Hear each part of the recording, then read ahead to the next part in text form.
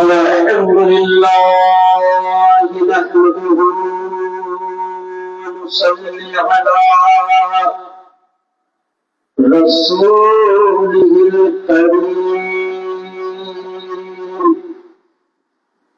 وعلى آله الطيبين والطاهرين والمعصومين أجمعين. أما بعد فأعوذ بالله من الشيطان الرجيم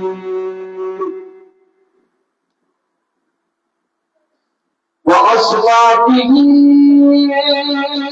ونعماره وملكان بسم الله الرحمن الرحيم. عاتب الله وعاتب الرسول صدق الله العلي العظيم. فلا ربك لا يؤمن حتى يحكمك صدق الله العظيم. بلغنا رسوله النبي الأمين المكين الكريم ونحن على ذلك من الشاهدين والشاكرين والحمد لله رب العالمين. সর্বপ্রথম আমার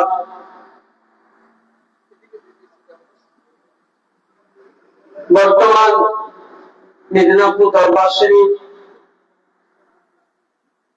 মঙ্গলকোট পাক এবং হযরত সৈয়দ রওশন ইব্রাহিম শরীফ এবং দেশ বিদেশ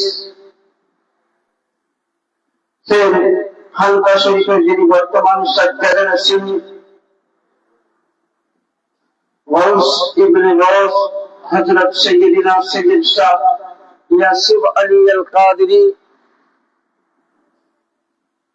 الحسني والحسيني البغدادي الجيلاني المدنيپوری مقدس الله علی علیہ پاک قدم توڑے ہزاروں ہزار یہ قوم دیگری کوٹی کوٹی تعظیم و سجدہ اور বর্তমান সভাপতি পাকের পাক চরণে এবং শ্রদ্ধেয় সম্মানিত এই মঞ্চে অনুমোদন وهدايتي عاشق رسول محبان আহলে বাইত আমার দরবারে পীর ভাই বোন সকলকে আমার এই গুণহাদার অভাবের তরফ থেকে ইসলামের পরিভাষায় ইসলামের পরিচয় দিয়ে সালাম আসসালামু আলাইকুম ওয়া রাহমাতুল্লাহি তাআলা ওয়া বারাকাতুহু। সমস্ত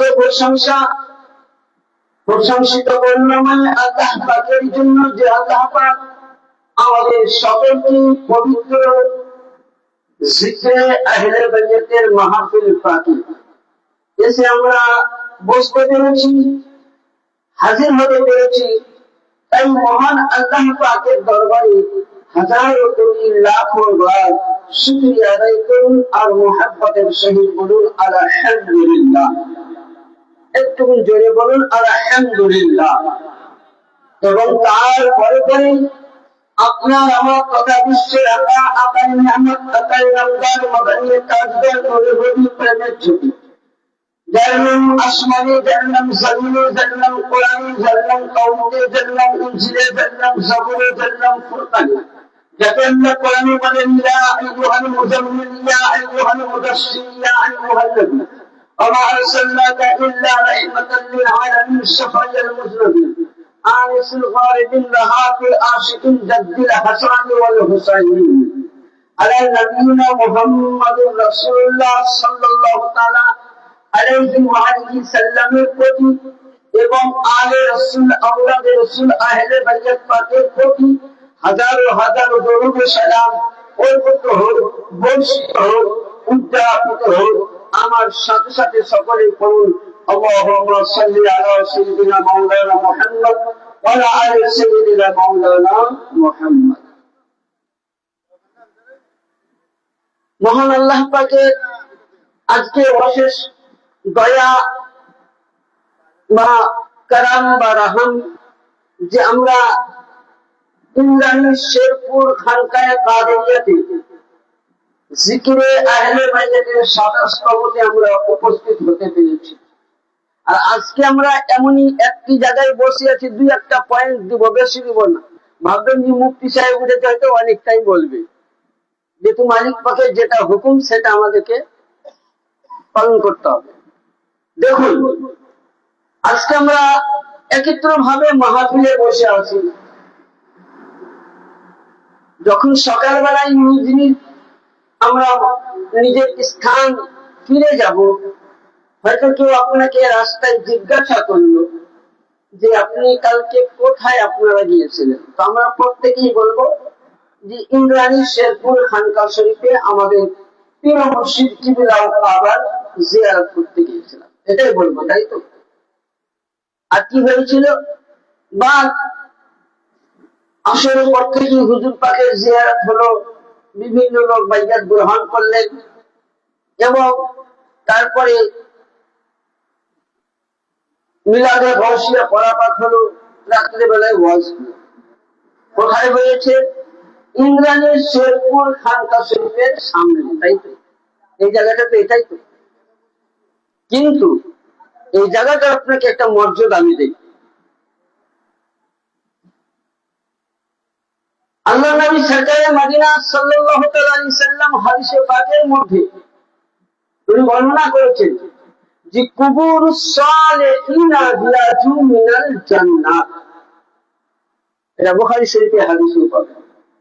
আল্লাহ নবী সরকারে মদিনা বলছেন, আজকে যেমন আপনি কালকে জিজ্ঞাসা করবেন, আপনি বলবেন যে আমি ইন্দ্রাণী শেরপুর খানকা শরীফের সামনে একটি ময়দানে বসে আমরা ওয়াজ শুনছিলাম, বক্তব্য শুনছিলাম, হুজুরের জিয়ারত করছিলাম, কিন্তু এর পরিবর্তে আপনার আমরা গুম্বাদে খাজরা নবী মুহাম্মদুর রাসূলুল্লাহ সাল্লাল্লাহু আলাইহি সাল্লাম তিনি বর্ণনা করছেন কুবুরুস সালিহিনা রিয়াজুম মিনাল জান্নাত, যেই জায়গাতে আমার আল্লাহ, যেই জায়গাতে রাসূলুল্লাহ, যেই জায়গাতে আহলে বাইতে, যেই জায়গাতে পাক পায়গাম্বরের আলোচনা করা হয়। আজকে আপনি আমি সকাল থেকে নিয়ে সন্ধ্যা অবধি রাত্রি ৩টা অবধি বসে আছি খানকা শরীফে একটি ময়দানে, কিন্তু না আমার মুস্তাফা বলে আজকে আপনি আমি যে জায়গায় বসে আছি কুবুরুস সালিহিনা রিয়াজুল মিনাল জান্নাত, আমরা সকলে রিয়াজুল জান্নাতের মধ্যে বসে আছি। আর কি বললেন যে এই জায়গায় যদি কোন মুহিব্বানে আহলে বাইতে মৃত্যু হয়ে যায়, তার সামনে কিয়ামতের সকালে তার কবরে হিসাবও হবে না, বিচারও হবে না। এটা হলো জিকরে আহলে বাইতের মাহফিল। তাহলে আমরা কোথায় বসে আছি? এক তো ধরুন খানকা পাক, পবিত্র জায়গা। এই জায়গা সম্বন্ধে যদি দেখেন, যখন বেরিয়ে গেল, অনেকে দেখবেন আমরা খানকা পাক আসি তো অনেকে আমাদেরকে বুঝলেন ধিক্কার দেয়, তাই না? অনেকে আমাদেরকে ধিক্কার মানে যে তোমরা খানকা যেছো কেন, বলে না? আমি বলবো যে মৌলবি, যে মোল্লা বলে সে মোল্লা কোরআন পড়ে না, সময় অনেকের দরকার, ছোট্ট করে বলি, তারপর আমার মূল হাদিসের দিকে যাব। সূরা আল ইমরানে পাবেন এটা তৃতীয় পাড়ায়, এবং সূরা নিসাতেও পাবেন চতুর্থ পাড়ায়, সূরা মারিয়ামেও পাবেন। যে হযরতে জাকারিয়া নবী আলাইহিস সালাতু ওয়াস সালাম ইনি রাসূল ছিলেন, একজন নবী ছিলেন। ইনার বয়স মোটামুটি ১০০-র উপর হয়ে গেছে। আর দেখবেন বিজ্ঞান মতে, ডাক্তার মতে, যে মেয়েদের ৬০ বছর বয়স হলে তাদের আর বাচ্চা আসে না। তো জাকারিয়া নবী আলাইহিস সালামের কোন সন্তান ছিল না। আর ওই সময় হযরতে মারিয়াম রাদিয়াল্লাহু তাআলা আনহা, ইনি ছিলেন একজন নবীর মা। ওনাকে বাচ্চা অবস্থায় বাইতুল মুকাদ্দাস, আউয়াল কাবা, যেটা প্রথম, ওই জায়গায় উনি রেখে এসেছিলেন, যেটা নবীদের পয়গম্বরদের বিশ্রাম গাছ ছিল, সেবায়াতের জন্য। ওই সময় জাকারিয়া নবী ওই জায়গার মুতওয়াল্লি ছিলেন। যাই হোক, হযরতে মারিয়াম কে উনি টিকিটের মাধ্যমে পেয়েছিলেন, এত সুন্দরী ছিলেন দেখতে।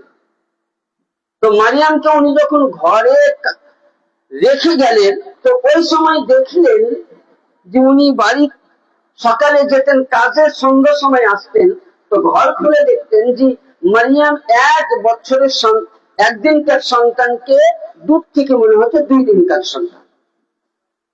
তো হযরতে মারিয়াম যখন বড় হলো, কথা বলতে শিখলেন, তখন মারিয়ামকে জিজ্ঞাসা করছেন জাকারিয়া নবী, তিনি সম্পর্কে খালু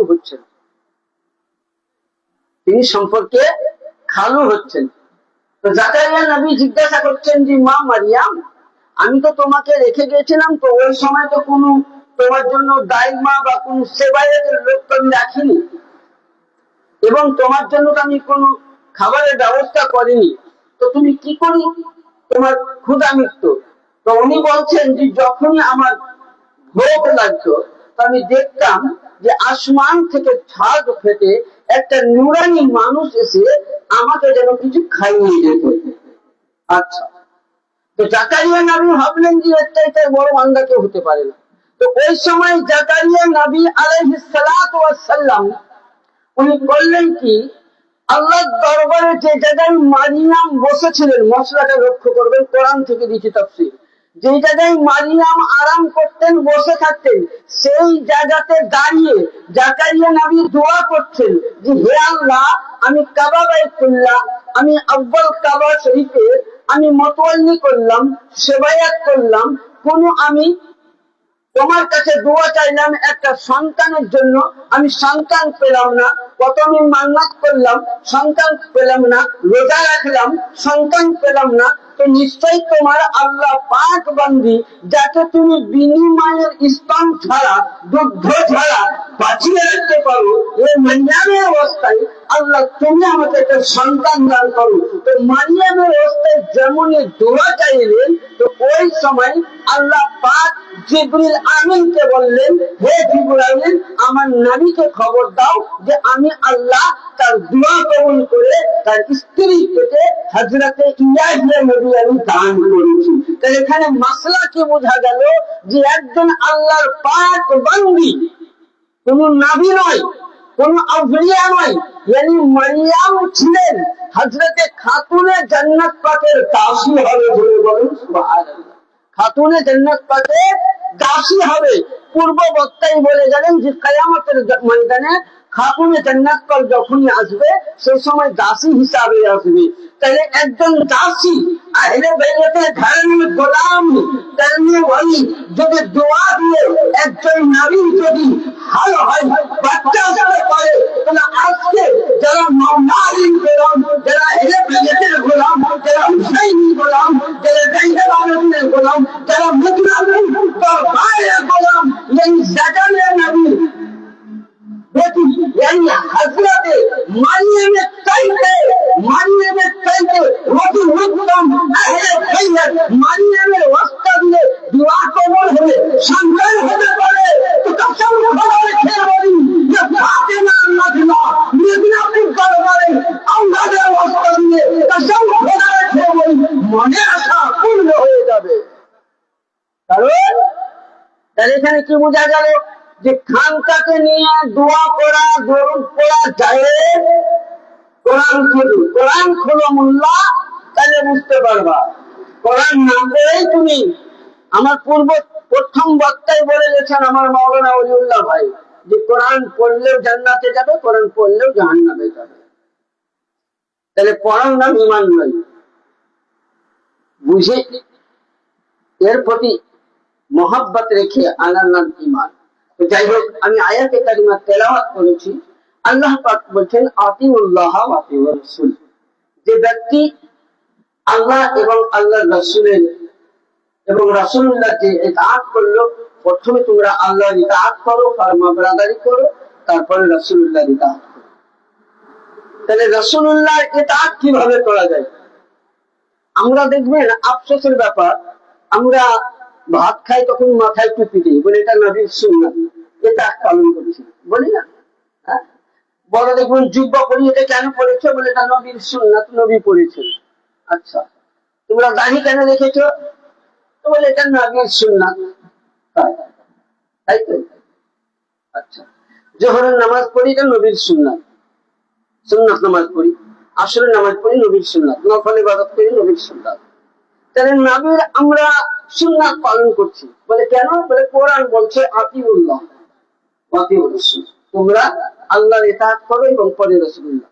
আরেকটা কি বলেছে? মাইয়ুতি রাসূলা ফাকাদ আতা আল্লাহ, যে ব্যক্তি রাসূলুল্লাহর ইত্তেবা করলো, স্মরণ করলো, রাসূলুল্লাহ পয়গামি করলো, রাসূলুল্লাহ সুন্নাতকে পালন করলো, সে ব্যক্তি আল্লাহ তাআলা সব জিনিসই বিধান পালন। কিন্তু আফসোসের ব্যাপার একটা, আমরা রাসূলুল্লাহ সব সুন্নাত পালন করি, কিন্তু রাসূলের পাক আমাদেরকে একটা বড় সুন্নাত দিলেন, কিন্তু সেটা আমরা কেউ পালন করি না। কি? যে রাসূলের পাকের আমরা সমস্ত সুন্নাতকে মেনে বুঝে আমরা পালন করি, কিন্তু রাসূলুল্লাহ যে আমাদেরকে একটা বড় সুন্নাত দিলেন, যে যার প্রতি আমাদেরকে ঈমান আনতে হবে, যার প্রতি আমাদেরকে মুহাব্বত করতে হবে, তার প্রতি আমরা কিন্তু মানি। আমরা ভাবছি মাথায় টুপি দিয়ে বেড়ালে নবীর সুন্নাত পালন হলো ইত্তেবা। আমরা ভাবছি যে নবীর সুন্নাত মোতাবিক দাড়ি রাখলে ওটাই আমাদের ইত্তেবা, এটাই আমরা মনে করি। ভাত খাওয়ার সময় দস্তরখান বিছিয়ে ভাত খেলে এটা নবীর সুন্নাত, নামাজের মতো অবস্থায় বসে খাবার খেলে এটা নবীর সুন্নাত। আমরা কিন্তু এটাই ভাবি, আর বাকিগুলো আমরা কিন্তু পালন করি না। কিন্তু এবার যে নবী পাক আমাদেরকে যে সুন্নাত গুলো দিলেন, তো কোন সুন্নাতের প্রতি আমাদেরকে আমল করতে হবে? একটা হাদিসের পাক শুনুন। তাহলে আমরা রাসূলুল্লাহর ইতাআত কোথায় করলাম? আমরা বলছি নবী বলেছেন নামাজ পড়ো, নামাজ পড়ছি, নবী বলেছেন তোমরা ওযু করো, ওযু করছি, নবী পাক বলেছেন তোমরা নামাজে তাহরিমা বাঁধো, তাহরিমা বাঁধছি, সবই বাঁধছি। সব জামাতেই বাঁধে, দেখবেন সব জামাতে তাহরিমা বাঁধে, সব জামাতে লম্বা জামা, লম্বা জুব্বা, লম্বা টুপি পরে, কিন্তু মনে করেছি এগুলোই পালন করলে নবীর ইত্তেবা না। কখনো এগুলো পালন করলে নবীর ইত্তেবা পালন করা যায় না। তাহলে নবীর ইত্তেবা কি পালন করা? যে হাদিসটা আপনাদের সামনে আমি পেশ করছি, এটা দেওবন্দি বলেন, সুন্নি বলেন, শিয়া বলেন, বেরেলভী বলেন, ওয়াহাবি বলেন, কাদিয়ানী বলেন, যতটা মাযহাব রয়েছে প্রতিটা মাযহাবের মাদ্রাসায় কিতাব শিয়া সিত্তা 2 নম্বর হাদিস সুন্নানে তিরমিজি 2য় খণ্ড 735 পৃষ্ঠায় عن جابر قال رأيت النبي صلى الله عليه وسلم في حجة اليوم العرفات وهو على نقاط القصر يخطب فاستحمد يقول, يعني الله النبي বিখ্যাত সাহাবী সাইয়েদিনা জাবির রাদিয়াল্লাহু তাআলা আনহু বর্ণনা করছেন। এটা তিরমিজি শরীফের হাদিস। এটাকে বলা হয় হাদিসে সাকলাইন। সাকলাইন মানে ভারী বস্তু। দুটো ভারী বস্তুকে বলা হয় কি? সাকলাইন মানে ভারী বস্তু। यानी আল্লাহর নবী হযরতে সাইয়েদিনা জাবির রাদিয়াল্লাহু তাআলা বর্ণনা করেন, নবীর সাহাবী জাবির বর্ণনা করছেন, আন জাবিরিন قال রাআইতু النبي, জাবির বলছেন আমি নবীর মুখে শুনেছি কি?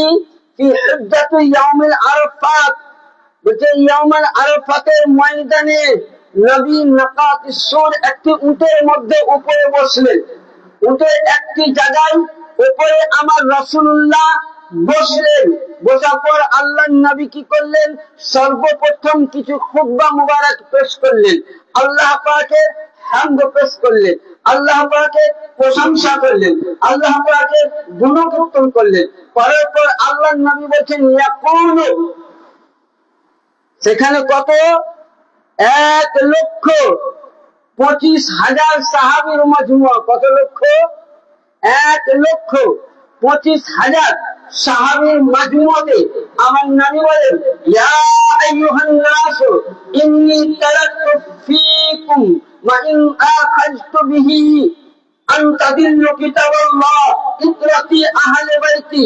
নবী বলছেন, এ লোগো, अल्लाह की तरफ से तुम्हारे लिए दोनों भारी चीजें मैं छोड़कर जा रहा हूँ। एक अल्लाह की किताब, एक अल्लाह की कुरान, एक अल्लाह की कलाम और दूसरी है मेरी घराना। यानी नाम बोले গেলেন যে আমি তোমাদের কাছে দুইটি জিনিস রাখলাম, একটি হলো আল্লাহর কোরআন, দ্বিতীয় হলো আহলে বাইত। यानी আমি নামাজ পড়লাম নবীর সুন্নাত মোতাবেক, আমি টুপি পরলাম নবীর কথা মোতাবেক, আমি জুব্বা পরলাম নবীর কথা মোতাবেক। তাহলে জুব্বা পরার নাম ইত্তেবায়ে রাসূল নাই, টুপি পরার নাম ইত্তেবায়ে রাসূল নাই, পাগড়ি পরার নাম ইত্তেবায়ে রাসূল নাই। ইত্তেবায়ে রাসূল চাই। নবী পাক বললেন, তোমাদের কাছে আমি দুইটি ভালো বস্তু রেখে গেলাম, একটি হলো আমার কোরআন, দ্বিতীয়টি হলো আমার আহলে বাইত। যারা কোরআন ধরেছো তো নষ্ট হবে না, আর যারা আহলে বাইত ধরেছো কোরআন নাম যাবে না। কারণ তাহলে নবী আমায় বলে গেলেন, তাহলে আসল ইত্তেবা হলো যে কোরআন মানলো, কোরআনের পরে পরে নবীর ঘরানা মাওলা আলী ইত্তেবা করলো, কোরআনের পরে পরে यानी হযরতে খাতুনে জান্নাতের ইত্তেবা করলো, হাসান পাকের ইত্তেবা করলো, হুসাইনের মুস্তাফা ইত্তেবা করলো। আরে আপনি আমি যে কোরআনটা পড়ি এটা নাতিকে কোরআন, খামোশ কোরআন। কারণ আমি আগেই বলেছি যে দুটো ভারী বস্তু জিনিস সাকরাইন। সাকরাইন মানে হচ্ছে ভারী, সাকরাইন মানে হচ্ছে ভারী। যেমন ধরুন আপনাকে বলি, কোরআন পাকের মধ্যে দেখবেন 114টি সূরা আছে, 114 খানা সূরা আছে, 114টি সূরা। এবার আল্লাহ পাক বলছেন 114টি সূরাতে যা কিছু আছে সমস্ত জিনিস ভরা আছে সূরা ফাতিহায়। আর সূরা ফাতিহাতে যা কিছু আল্লাহ দিয়েছেন সমস্ত জিনিস ভরা আছে বিসমিল্লাহির রহমানির রহিমের 19টি অক্ষরে। আর বিসমিল্লাহ অক্ষরে আল্লাহ যা কিছু দিয়েছেন সমস্ত জিনিস, বা বিসমিল্লাহ শুরুতে যে বা আছে বার মধ্যে, আর বাতে যা কিছু দিয়েছেন বার নুকতাতে আছে। তার জন্য নবী বলেছিলেন, আনা মাদিনাতুন ওয়া ইলমুহু আলিউন বাবুহা। এই বার নুকতা হচ্ছে মাওলা আলী। ইয়ানি বোঝা গেল আমি যেমন এই কিতাবখানা আছে আমার কাছে, এই হাদিসটা আপনি বলবেন হাদিসটা পড়ো, হাদিসটা পড়তে পারবে না, হাদিস বলতে পারবে না, হাদিসটা তাহলে আপনাকে পড়তে হবে, পড়ে বুঝাতে হবে। তো ওই আপনি আমি যে কোরআন পড়ি, এ কোরআনটা খামোশ, এ কোরআন বুঝতে গেলে না দিতে কোরআন এটা। আর মাওলা আলী হলেন জীবন্ত কোরআন, এই খামোশ কোরআন আপনি আমি পড়ি, আর মাওলা আলী জীবন্ত কোরআন। এর কারণে রাসূলুল্লাহ বলেন, আনা মাদিনাতুন ওয়া ইলমুহু আলিউন বাবুহা। আমি হলাম ইলমের শহর, আলী ইলমের দরওয়াজা। ইয়ানি বোঝা গেল যে নবী মুহাম্মদ রাসূলুল্লাহ সমতুল্য জামানার মধ্যে কোন সাহাবায়ে কেরাম হতে পারেনি। নবীর সমতুল্য, নবীর যতটা জানালা দিয়েছিলেন, নবীকে যতটা ইলম দিয়েছেন, আল্লাহ পাক মাওলা আলীকে ততটাই ইলম দান করেছেন। কারণ যেহেতু আল্লাহ পাকের নবী বলছেন, বার নিচে যে নুকতা আছে সে নুকতা হলো কি মাওলা আলী। আর মাওলা আলী হলেন জীবন্ত কোরআন। মাওলা আলী হলেন মাওলা আলী ইয়ানি আসল কোরআনকে, এই কোরআন বুঝতে গেলে মাওলা আলীর দাঁত ধরতে হবে। মাওলা আলীর দাঁত থেকে যদি কেউ দূরে থাকেন তো কখনোই আপনি আমি নবী হতে পারবো না। যেমন ধরুন আল মাওয়াদাতুল কাবির ফসলে আউয়াল এবং হিস্সা তৃতীয়র মধ্যে 34 পৃষ্ঠায় বর্ণনা করছেন কে আন ইবনে আব্বাস, হযরতে ইবনে আব্বাস قال رسول الله صلى الله عليه وسلم علي حجة من دخل في كان المؤمنين। হযরতে ইবনে আব্বাস বলছেন যে রাসূলুল্লাহ বলেছেন যে এই আব্বাস, কোন ব্যক্তি এটা কার জন্য মুনতাখিব করা হয়েছে, খাস করে দেওয়া হয়েছে। আলিউল হিক্কাতু মান দাখালা ফি কানাল মুমিনিন, যে ব্যক্তি মাওলা আলীর দরওয়াজায় ঢুকলো, মাওলা আলীর দরওয়াজায় প্রবেশ করলো, সে মুমিন হয়ে গেল। আর তাহলে মাওলা আলীর দরওয়াজায় ঢোকা কিভাবে ঢুকতে হবে? আমি নামাজ পড়লাম, রোজা করলাম, হজ করলাম কতবার, যাকাত বাকি দেয়নি, সাদকা বাকি দেয়নি, ফিতরা বাকি রাখেনি, আর আমি বুঝলেন মাওলা আলীকে ছেড়ে থাকলাম, তো মুমিন হয়ে গেল? হ্যাঁ, মুমিন হবে? আচ্ছা বলেন তো, এখানে হাদিসটা আপনাদেরকে মিলাই। যেমন ধরুন ৭৩টা ফিরকা আছে, তো আল্লাহ পাক জাহান্নাম কেন তৈরি করলেন? কেন? আল্লাহ পাক তো জানতেন যে সব জামাতেই নামাজি আছে, নাই? বেরেলিরাও নামাজ পড়ে, সুন্নিরাও নামাজ পড়ে, তাবলীগী নামাজ পড়ে, ওয়াহাবী নামাজ পড়ে, রাফেজি নামাজ পড়ে, প্রতিটা মাযহাবেই নামাজ আছে, প্রতিটা মাযহাবেই রোজা করে, প্রতিটা মাযহাবেই হজ করে, প্রতিটা মাযহাবেই যাকাত দেয়, প্রতিটা মাযহাবেই ফিতরা দেয়, প্রতিটা মাযহাবেই নফল করে, প্রতিটা মাযহাবেই তাহাজ্জুদ করে। তাহলে সমস্ত জিনিস করার সত্ত্বেও আল্লাহ পাক জাহান্নাম কেন তৈরি করলেন? কিসের জন্য? জাহান্নাম তো তৈরি করে একটা কারণ থাকবে। যেমন ধরুন এই মাইকটা আমি কিসের জন্য? আমার কথাটাকে দূরে নিয়ে যাওয়ার জন্য, তাই তো? তো আল্লাহ পাক জানতেন, জেনেও যে সব জামাতের নামাজই আছে, তো রাসূলুল্লাহ আল্লাহর দরবারে ফরিয়াদ করলেন যে হে রব্বে কাদির, আজকে প্রতিটা জামাতে নামাজই আছে, প্রতিটা জামাতে হজ করেওয়ালা, তো জাহান্নাম কেন? তো আল্লাহ পাকের নবী বললেন, আল্লাহ পাককে আল্লাহ রাব্বুল আলামিন আমার নবীকে বলছেন যে হে মুস্তাফা, হে আমার আকা, জাহান্নাম আমি শুধু নামাজীদেরকে লক্ষ্য করে নয়, জাহান্নাম আমি রোজাদারকে লক্ষ্য করে নয়, জাহান্নাম আমি হজদারকে লক্ষ্য করে নয়, তবে কার জন্য জাহান্নাম বানিয়েছো? বলে আমি জানি সব জামাতের নামাজি আছে, সব জামাতের রোজা আছে, সব জামাতের হজ আছে, কিন্তু আমি জাহান্নাম তৈরি করেছি একটি দলের জন্য। যদি সারা পৃথিবীর মানুষ আলী গোলাম হয়ে যেত, জাহান্নাম তৈরি করার প্রয়োজন ছিল না। মুস্তাফা সব জামাতের নামাজি আছে, সব জামাতের রোজাদার আছে, কিন্তু একটি জামাত হবে যাদের মধ্যে কানা দেখালা আমার মুমিনিনা, যে আলিয়া মুক্তদের দরবারে দাখিল হয়ে গেল, মুমিন হয়ে গেল, আর ওয়াখারাজা মিনহু কানা কাফিরা, যে নামাজি আছে, রোজাও আছে, আলিকে ছেড়ে দিল, তাদের জন্যই জাহান্নাম। তাই বুঝা গেল যে নামাজ পড়লে জান্নাত পাবে, কোনো কিতাব লেখা নাই, হজ করলে জান্নাত পাবে, কোনো কিতাব লেখা নাই, যাকাত দিলে জান্নাত পাবে, কোনো কিতাব লেখা নাই। যদি জান্নাতের রাস্তা নিয়ে যাও, আলীর গোলাম হও, হুসাইনের গোলাম হও, ফাতিমার গোলাম হও, পঞ্চতনের গোলাম হও, তবেই জান্নাত। আর যদি পঞ্চতন ছেড়ে নামাজ পড়ো তো ফিনারে জাহান্নামা খালিদিনা ফিহা আবাদা, ওই নামাজি তোমার নামাজকে জাহান্নামের মালা বানাইয়া, জাহান্নামের মালা বানাইয়া তোমার পয়লা জাহান্নামে বানাবে আল্লাহ। কারণ ঈমান নামাজে নয়, ঈমান রোজাতে নয়। এই নামাজ রোজা হলো আমল, হজ যাকাত আমল, ফিতরা এগুলো আমল, সাদকা এগুলো আমল, আর ঈমান হলো মুহিব্বানে আহলে বাইত। তার জন্য হযরত ইবনে আব্বাস বলছেন, রাসূলুল্লাহ বলছেন, আলিউল হিক্কাতু মান দাখালা, যে ব্যক্তি আলীর দরওয়াজা দিয়ে দাখিল হয়ে গেল, ফি কানাল মুমিনিন, সে মুমিন হয়ে গেল। তাহলে যারা আজকে আহলে বাইতের গোলাম তারাই মুমিন। এটা ডিক্লিয়ার করছি, সে যে মাযহাবের হোক, আহলে বাইতের গোলাম না হলে মুমিন হওয়া যাবে না। তাহলে নামাজ কাজে লাগবে? তাহলে আমি কষ্ট করে ঠান্ডার সময় তাহাজ্জুদ করলাম, কাজে লাগলো না। আমি 5 লক্ষ টাকা খরচ করে আমি হজ করতে গেলাম, কাজে লাগলো না। আমি সারা বছরের ইনকাম নিয়েছি, আমি যাকাত রদ করে গরিব দুঃখী মাসাকিনদের মধ্যে বিতরণ করলাম, কোন কাজে লাগলো না। তাহলে কাজে কি লাগলো?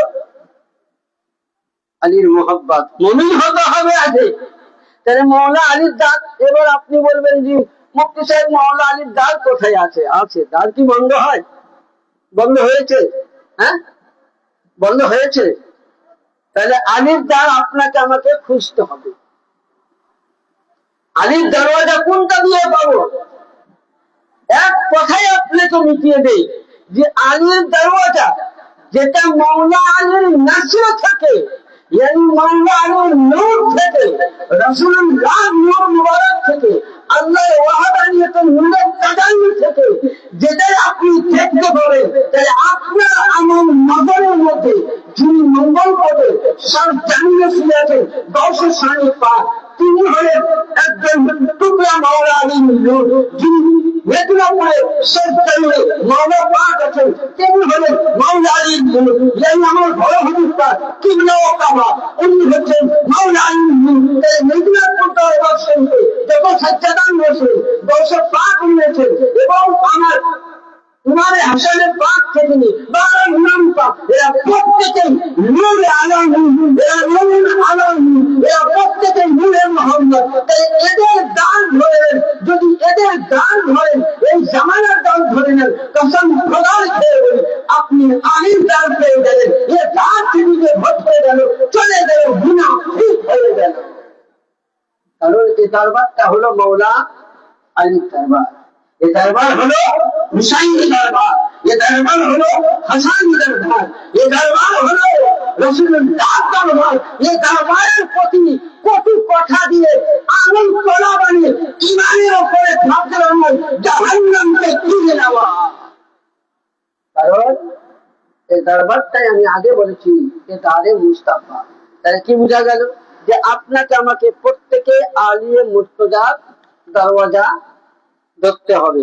আর আলিয়ে মুর্তজার দরওয়াজা না ধরলে আপনি আমি মুমিন হতে পারবো না।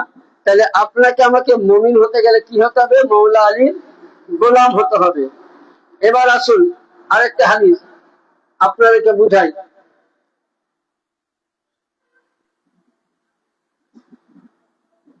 যে আল্লাহ নবী,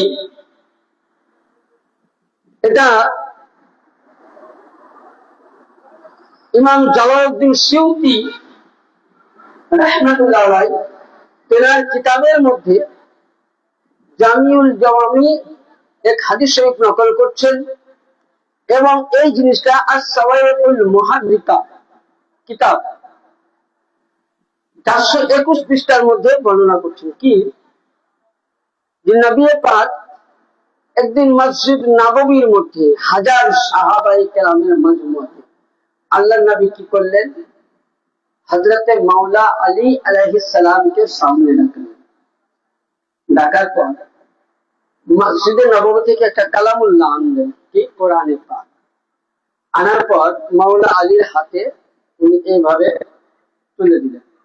তো সাহাবায়ে কেরামরা জিজ্ঞাসা করছেন, ইয়া রাসূলুল্লাহ, ইয়া হাবিবাল্লাহ, আপনি এত সাহাবায়ে কেরাম থাকতে আপনি মাওলা আলীর হাতে কোরআন কেন দিলেন? তো নবী পাক বললেন, যে যারা, অনেকে বলে যে যারা নবীকে দেখলো সাহাবী, এটা ভুল, এটা বড় ভুল। আবু জেহেল তো নবীকে দেখেছিল, সাহাবী হয়েছিল? আবু লাহাব হয়েছিল? উতবা হয়েছিল? সাইবা হয়েছিল সাহাবী? তাহলে নবীকে দেখলো আর সাহাবী হয়ে গেলে এটা কোনদিন? বদরের যুদ্ধে তো অনেক বেদিন নবীকে দেখেছে, জঙ্গে উহুদের ময়দানে অনেক বেদিন নবীকে দেখেছে, জঙ্গে খাইবারের ময়দানে অনেক নবীকে দেখেছে, জঙ্গে খান্দাকের মধ্যে ময়দানে অনেকজন নবীকে দেখেছে বেদিনরা। তারা কি সাহাবী? তাহলে নবীকে দেখার নাম সাহাবী না। নবীর প্রতি ঈমান আনা, নবীর ঘরানার প্রতি ঈমান আনার নাম সাহাবী। যারা হাক্কানি সাহাবায়ে কেরাম, তারা নবীর পরে নবীর আহলে বাইতের তাজিম করেছিল, তারাই হলো আসল সাহাবী।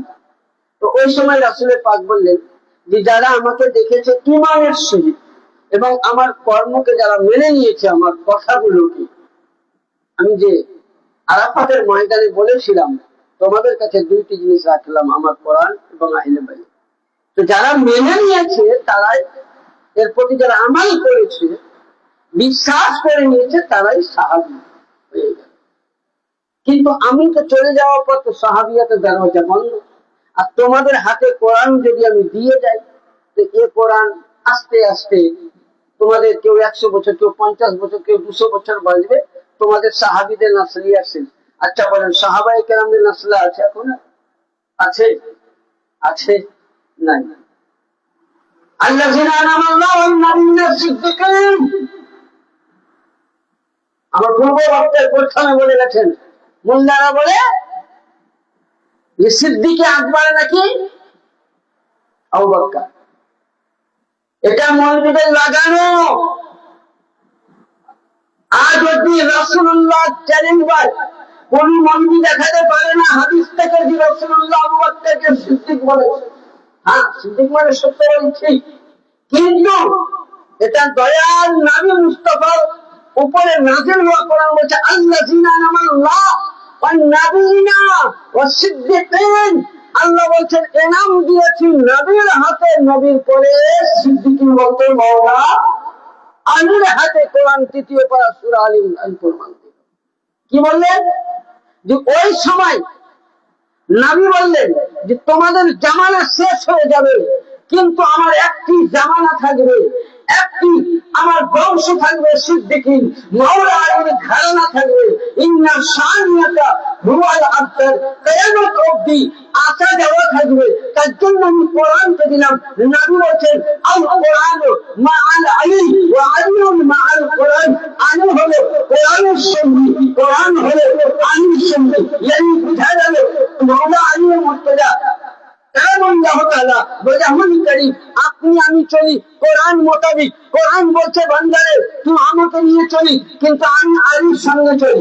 আলী যেদিকে যাই কোরআন সেদিকে যাই। আপনি আমি ইসলামে চলি, ইসলাম বলছেন না রে আমি আলীর সঙ্গে যাই।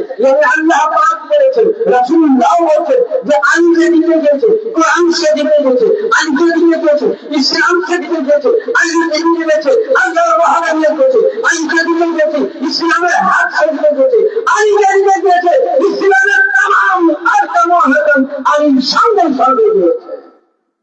কি বোঝা গেল? যে ইসলামকে রক্ষা করনে वाला কে ছিলেন? মাওলা আলী ছিলেন। এখানে বোঝা যাচ্ছে যে আল্লাহর নবী বলছেন যে কোরআন আলীর সঙ্গে, আলী কোরআনের সঙ্গে। শুধু এটা নয়, এই হাদিসটাকে তিবরানী শরীফের মধ্যে আল্লামা ইমাম তিবরানী রাহমাতুল্লাহ আলাইহি বর্ণনা করছেন। উম্মাহাতুল মুমিনিন উম্মে সালমা বলছেন যে কাল কিয়ামতের ময়দানে হাউজে কাউসারে কোরআন এবং মাওলা আলী জুদা হবে না, একসঙ্গে থাকবে।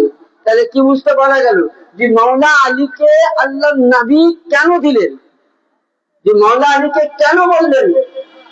তার জন্য কোরআন এবং হাদিস শরীফে হযরতে সাইয়্যিদিনা আব্দুল্লাহ ইবনে মাসউদ রাদিয়াল্লাহু তাআলা আনহু থেকে বর্ণিত, এবং এই হাদিসটা পাবে সাফিনায়ে নূর কিতাবের নাম, প্রথম খণ্ড 84 পৃষ্ঠার মধ্যে, যে কোরআন শরীফের মধ্যে জাহেরি, বাতিনি, গুপ্ত, প্রকাশ্য, বলছে কোরআনের মধ্যে 114টি সূরা জাহেরি এবং বাতিনি সমস্ত জিনিসের জ্ঞান মাওলা আলী জানতেন।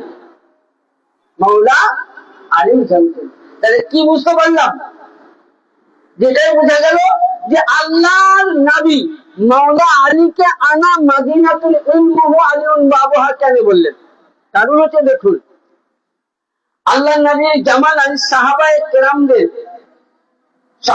কেরামদের মাজমুআতে, এটা কানজুল উমাল কিতাবের মধ্যে পাবেন। আল্লাহ নবী কি করলেন? এক সাহাবাকে আর এক সাহাবায়ে কেরামের ভাই বানাচ্ছেন, এক অপরে ভাই। আর আমরা বলি কুল্লু মুমিনিন ইখওয়াতুন, মুসলমান এক অপরে ভাই ভাই করার মতো। তো এরকম ভাই বানিয়ে দিলেন। তো আমার মাওলা আলী আলাইহিস সালাতু ওয়াস সালাম উনি মসজিদ নববীর এক কর্নারে বসে কাঁদছেন।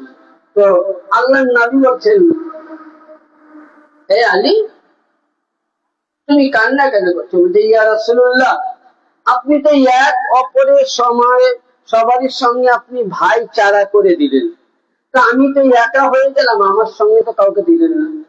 তো নবী আমার মুচকি তাবাসসুম হাসলেন, নবী আমার মুচকি হাসলেন। কেন? নবী পাককে মওলা আলী বলছেন, হুজুর আপনি হাসছেন? বলে হ্যাঁ। বলে সবাইকে আপনি ভাই বানালেন, তো আমার কে ভাই হবে? তো নবী মুচকি হেসে বলছেন, হে আলী, এখানে কতজন সাহাবী আছে? বলে ইয়া রাসূলুল্লাহ 1,25,000। কতজন? 1,25,000। কিন্তু আমি 1,25,000 সাহাবায়ে কেরামের মাজমুআতে সবাইকে এত করে আমি ভাই বানালাম, কিন্তু এই মাজমুআতে তোমার যোগ্য, তোমার সমতুল্য, তোমার জ্ঞানের যোগ্য আল্লাহ পাক পৃথিবীর মধ্যে যা কিছু সৃষ্টি করেছেন, আমার পরে তুমি আর আমি একই রূপে তৈরি, কিন্তু তোমার যোগ্য পৃথিবীর কাউকে আল্লাহ আলী বলে সৃষ্টি করে। কারণ কার সাথে ভাই বানাবে? তোমার যোগ্যতা লাগবে এক অপরে। দেখবেন মৌলানার ব্যাপারে বুঝে, মুফতিরা মুফতির ব্যাপারে বুঝে, যে মাস্টার মাস্টারের যোগ্য। সব জিনিসের একটা ধাপ আছে। তো নবী বললেন যে এই মজলিসে বা আল্লাহ পাকের পৃথিবীতে একমাত্র তোমার যোগ্য, এ আলী ওয়ানকা আখি ফিদ দুনিয়া ওয়াল আখিরাহ। এই পৃথিবীতে আমি ঘুরে দেখলাম 1,25,000 ভাইচারা বানালাম, এদের মধ্যে তোমার সমতুল্য করবে। আনতা আখি ওয়া আলী ফিদ দুনিয়া ওয়াল আখিরাহ। এ আলী তোমার যোগ্য, তোমার সাথে ভাই সম্পর্ক আখিরাত, এই দুনিয়া আখেরি দুনিয়ার মধ্যে ভাই বলতে আমি হয়ে গেলাম। যে নবী মুস্তাফা মাওলা আলীকে, আর আজকে কিছু মোল্লা আছে, কিছু মৌলানা আছে, মাওলা আলীর ইলম মাপতে যায় বলে চতুর্থ খলিফা। আজকাল দেখবেন মোবাইলে কিছু মৌলবি ভাইরাল হয়েছে, বুঝে যতই বলো, বুঝে দমদম আদম মাসকালান্দার পহেলা নম্বর আবু বক্তার। হ্যাঁ, আরে ইলমিয়াতের যদি আল্লাহ নবী তো নিজেই বললেন যে আমি হলাম জ্ঞানের শহর, আমি হলাম জ্ঞানের ভান্ডার, আমি হলাম ইলমিয়াতের ভান্ডার। আমার জিনিসকে দেখবেন বাড়িতে সোনা থাকে, সোনাকে মজবুত রাখার জন্য আমরা বাক্সতে রাখি, মোটা তালা রাখি। তো ওই রূপ নবী মুস্তাফার ইলমিয়াতের পাহারাদার, নবী মুস্তাফার জ্ঞানের সমন্বয়ে পাহারাদার হিসাবে মাওলা আলী ছাড়া আর জগতে কেউ ছিলেন না। তার জন্য মুস্তাফা বলেছেন পাক জবানে, আনা মাদিনাতুন ওয়া ইলমুহু আলিউল বাবা।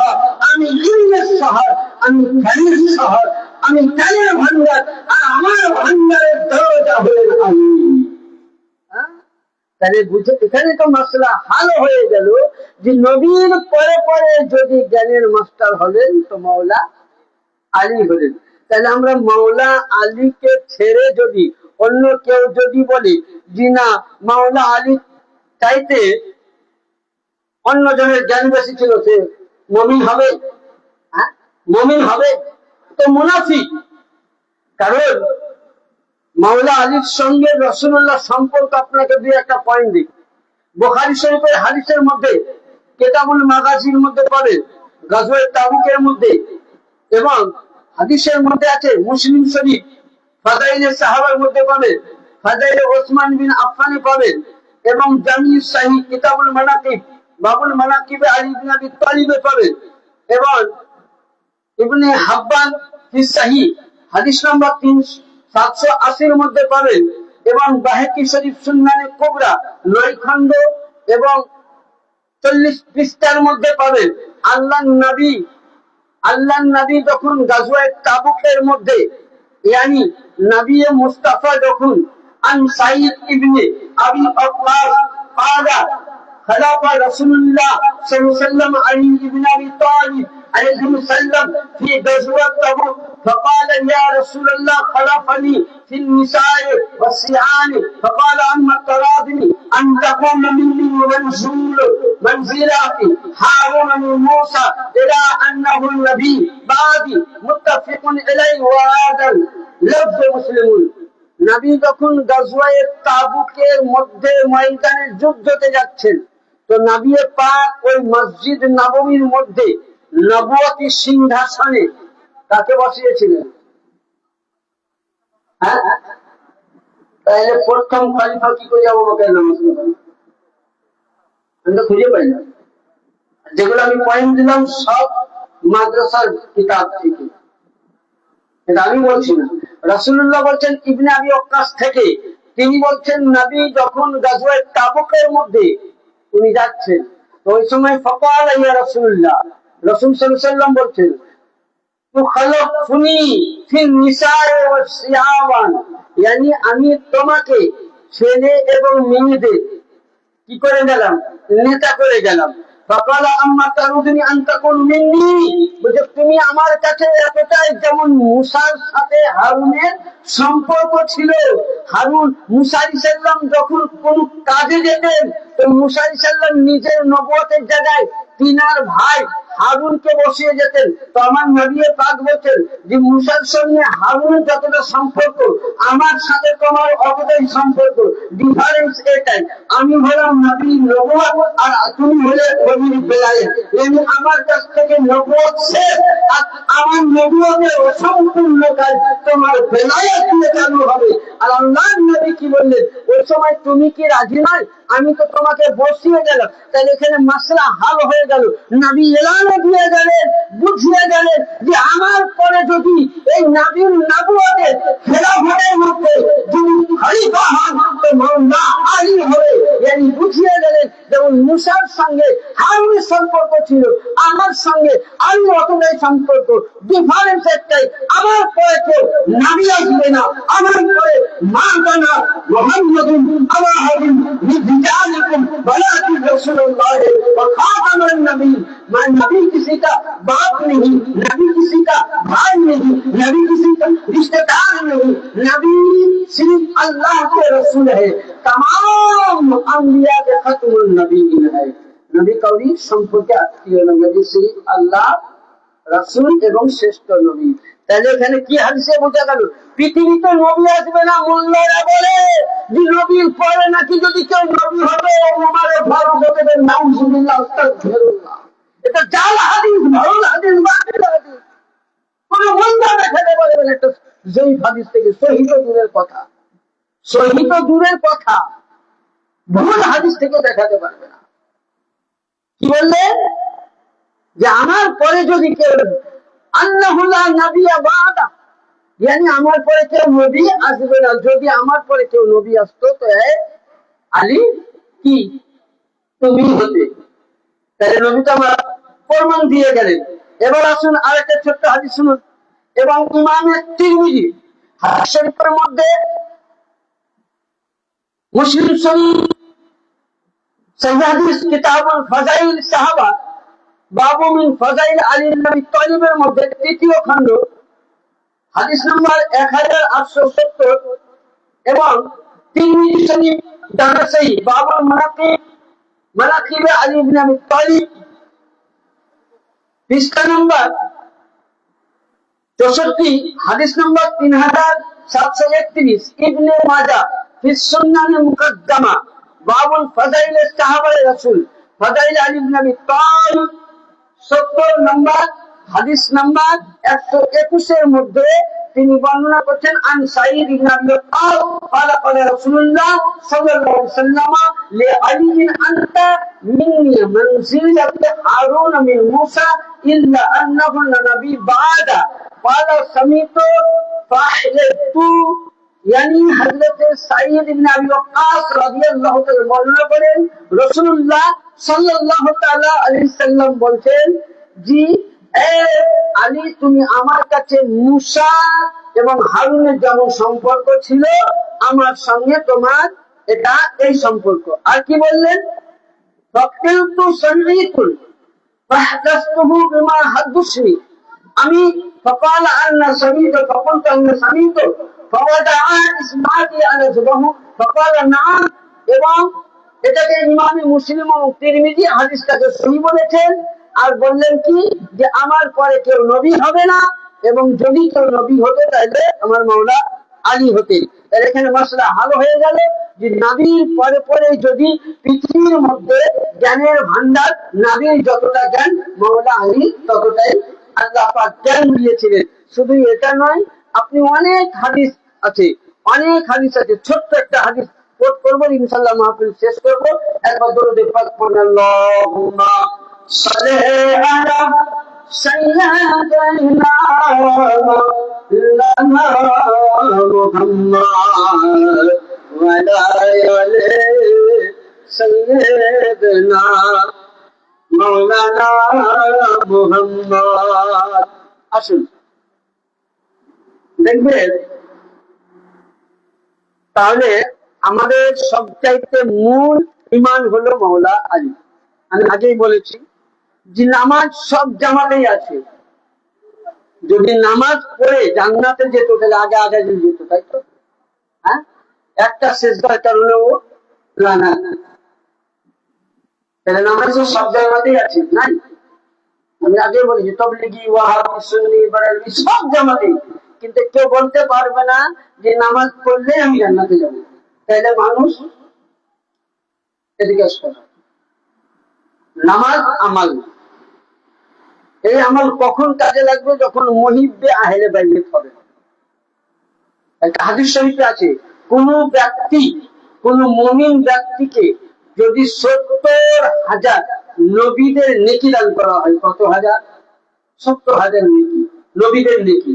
তাহলে নবীদের নেকি কি নবীরা তো জাহান্নামে যাবে? নাউজুবিল্লাহ, আস্তাগফিরুল্লাহ, না। কিন্তু নবীদের নেকি কোন একজন মানুষকে দেওয়া যাবে, আর তার কাছে মিলেন নামাজ আছে, রোজা আছে, হজ আছে, যাকাত আছে, সব আছে। এমনকি কাবা বাইতুল্লাহর গেলাপ ধরে হাজারে আসওয়াদে চুমা দিয়ে কিংবা মাকামে ইব্রাহিমের নামাজ পড়তে পড়তে যদি মারা যায়, আচ্ছা বলেন তো ওই ব্যক্তি জান্নাতে যাবে না জাহান্নামে যাবে? আমরা বলবো জান্নাতেই তো, কিন্তু না। কাউরির কাছে যদি 70,000 নবীর নেকি থাকে, সমস্ত ইবাদত থাকে, হাজারে আসওয়াদ যদি চুমা দিতে দিতে ইন্তেকাল করে যায়, আর অন্তরের মধ্যে যদি আহলে বাইতের একটুকু চুল পরিমাণ দুশমনি থাকে, বুঘ থাকে, গুস্তাখি থাকে, 70,000 নবীর নেকি তোমার জীবনের ইবাদত কোনো কাজে লাগবে না, জাহান্নামে যেতে হবে। তাহলে জান্নাত, তাহলে বাপ হলো বাকিনিয়াওয়ালা, বেটা হলো তাদের সন্তান। তাহলে দুইজনকে তুমি বাদ রাখবা। আর তুমি নামাজের অবস্থায় দোয়া করবা, রব্বানা যালামনা আনফুসানা, আল্লাহ এত নামাজ পড়লাম, তাহাজ্জুদ পড়লাম, আল্লাহ কবুল করো, জান্নাত দিও। হবে? জান্নাতের মালিককে তুমি তো রাজি করনি। জান্নাতের যে সর্দার তাকে তুমি তো দুশমনি করেছো। তাহলে এ মোল্লা, তুমি কোন আশায়, কোন ইবাদতের আশায় জান্নাতের আশা করো? যদি তোমার নামাজে জান্নাত দিত তাহলে জাহান্নাম তৈরি করতো না।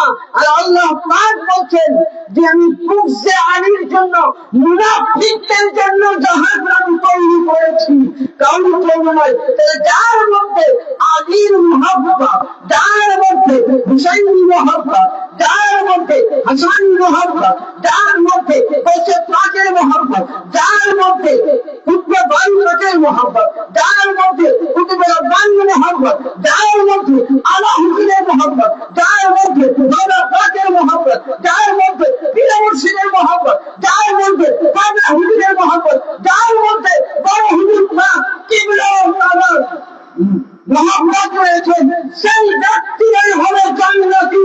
আর এই আলীর ঘরানা গেছে যারা নামাজ নিয়ে হয়, দুনিয়ার ভিতর দিয়ে বলে দেবে তুমি জাহান্নামে যাবা। কারণ জান্নাত বন্টনকারীকে তুমি রাজি করনি, জান্নাতের মালিক ও মুক্তার বন্টনকারীকে রাজি নয়, জান্নাতের জওয়ানদের সর্দারকে তুমি রাজি করনি। তাহলে তুমি জান্নাত কিসের আশায় করো? জান্নাত পেতে গেলে আজিজান আপনাকে আমাকে করতে হবে কি? মাওলা আলীর গোলামি হতে হবে, মাওলা আলীর মুহাব্বত, হুব্বে আহলে বাইত না হলে আপনি জান্নাত পেতে পারেন না। একটা ছোট্ট হাদিসে পাক আমি কোট করব, করে ইনশাআল্লাহ কোরআন এবং হাদিস থেকে আমি বলে বিদায় দেব, দোয়া করে দেব। কোরআন শরীফের মধ্যে সূরা সাফফাত, কি সূরা সাফফাত 23 পারা, আয়াত নম্বর 24। ওয়াকিফুহুম ইন্নাহুম মাসউলুন। যখন দেখবেন ৭৩টা ফিরকা, সব জামাতেই কিন্তু নেকি আছে। মানে এমন তবলিগি করেছে হয়তো যে তবলিগি করে করে বলে অনেক নেকি, নামাজ পড়ে অনেক নেকি হয়েছে। কোন ব্যক্তি যখন জান্নাতের রাস্তায় যাবে তখন আল্লাহ পাক বলছেন কোরআন শরীফে সূরা সাফফাত 23 পারা 24 নম্বর আয়াতে বলছেন ওয়াকিফুহুম ইন্নাহুম মাসউলুন, বলছে পুলসিরাতের রাস্তায় ওকে দাঁড় করিয়ে দিবেন। ওয়াকিফুহুম ইন্নাহুম মাসউলুন, তাকে জিজ্ঞাসা করে। তাহলে কি জিজ্ঞাসা করা হয়েছে? নামাজের ব্যাপার, যে কত রাকাত নামাজ পড়েছো, কবার বাড়িতে মিলাদ করেছো, কবার তুমি হজ করেছো, কতটা যাকাত দিয়েছো, তা না। কি এইটাকে, এই আয়াতকে তাফসীর করছেন আল্লামা ইমাম ইবনে হাজার বা হাশমি মাক্কি, যিনি ওই জামানার মক্কার সরজমিনে যখন মক্কা আহলে সুন্নাত ওয়াল জামাতের মধ্যে ছিল তখনকার ইনি ইমাম মক্কার সরজমিনে কাবা বাইতুল্লাহ ইমাম ইবনে হাজার বা হাশমি মাক্কি রাহমাতুল্লাহ আলাইহি, তিনার কিতাবের মধ্যে কাওয়াইদুল মুহাদ্দিকা, কিতাবের মধ্যে কাওয়াইদুল মুহাদ্দিকার মধ্যে উনি বর্ণনা করছেন যে ওয়াকিফুহুম ইন্নাহুম মাসউলুনা ইন্না বিলায়াতু আলিয়্যিন ওয়া হাব্বি আহলি বাইতি। বলছে ওই ব্যক্তিদেরকে দাঁড় করিয়ে দাও, নামাজীদেরকে, বেনামাজি নয়, নামাজি মুসলমানকে দাঁড় করিয়ে দাও, ওদেরকে জিজ্ঞাসা করো যে এদেরকে আমি নামাজের জন্য নয়, রোজার জন্য নয়, হজের জন্য নয়, এদের অন্তরে দুনিয়াতে থাকাকালীনে আলীর বেলায়েত সম্পর্কে কি জানতো, আলীকে তারা কি বুঝতো, যদি তারা দুনিয়াতে আলীকে যদি আমিরুল মুমিনিন বলে মেনে নিয়েছে, আলীকে যদি বেলায়েতের মাস্টার বলে মেনে নিয়েছে, আলীকে যদি উম্মতে মুহাম্মাদী রাহবার বলে মেনে নিয়েছে, আলীকে যদি ইমামুল মুত্তাকিন বলে মেনে নিয়েছে, তাহলে ওই ব্যক্তি জান্নাতি। এই বুঝা গেল আপনি ৫ লক্ষ টাকা দিয়ে গাড়ি ক্রয় করলেন, এই গাড়ি আপনার টোল ট্যাক্সে ভিড়লো, ৪০ টাকা না দিলে গাড়ি পার হবে না। তো ওই আপনার কাছে নামাজ আছে, রোজা আছে, হজ আছে, যাকাত আছে, সাদকা আছে, ফিতরা আছে, সবকিছু নেকি আছে, কিন্তু মুহিব্বানে আহলে বাইত আপনার কাছে আল্লাহ বলছেন তার হজ্জত নেই, মুহাব্বত নেই। আল্লাহ বলছেন ওকে তুমি ফিনারে জাহান্নামে খালিদিনা জাহান্নামের লিবাস দিয়ে দাও। আর ওই সময় হাদিস বলছে ওয়াকিফুহুম ইন্নাহুম মাসউলুনা ইন্না বিলায়াতু আলিয়্যিন ওয়া হাব্বা ইলা আহলি বাইতি।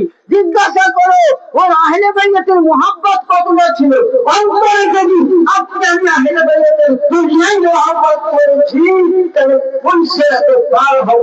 আর আহলে বাইতের যদি মুহাব্বত না করেছি আমি জাহান্নামে যাব। তাহলে আমার ৪০ লাখ টাকার গাড়িতে যদি আমার কোনো কাজ না হয়, ৪০ টাকা দিলে যদি সাথে আমার গাড়ি টোল ট্যাক্সে ছাড়ে, তাহলে আপনাকে আমাকে কি করা উচিত?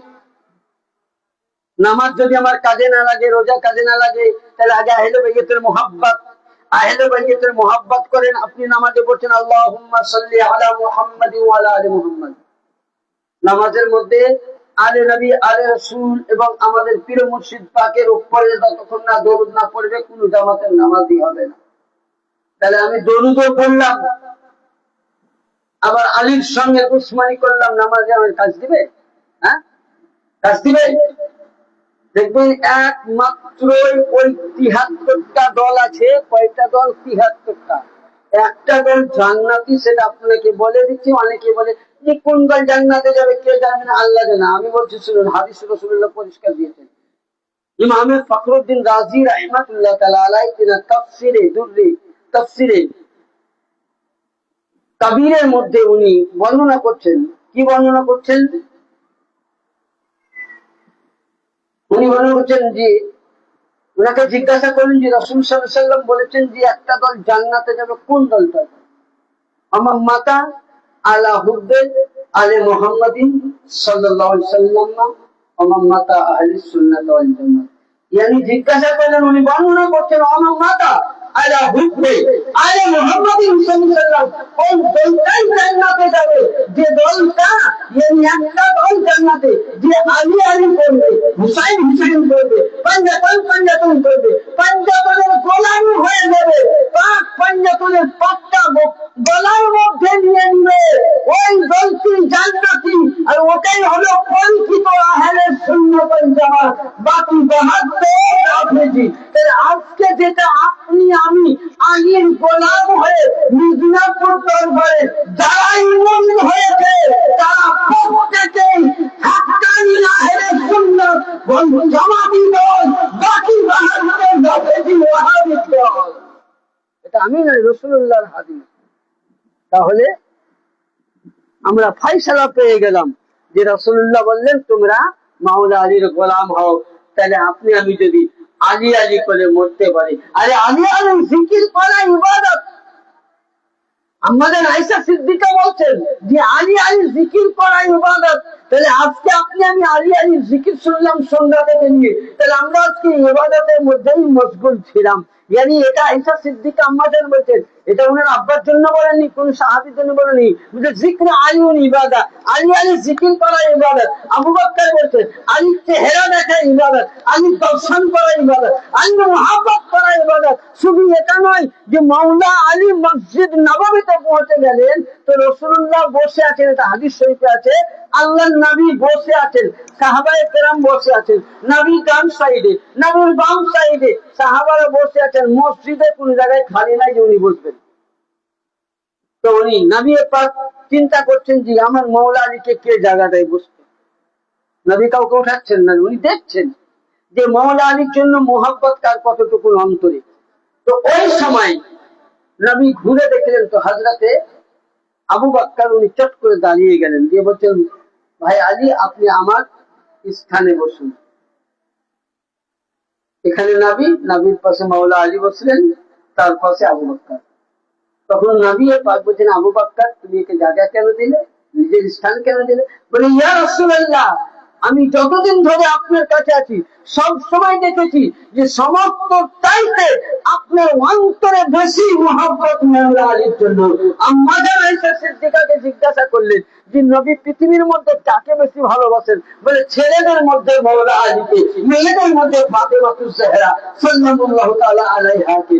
এই তাহলে কি বোঝা গেল যে আবু বকর নিজের স্থান মাওলা আলীকে দিয়ে দিলেন। শুধু এটা নয়, মাওলা আলীকে আবু বকর দেখিয়ে দিলেন যে আমি একজন সাহাবী।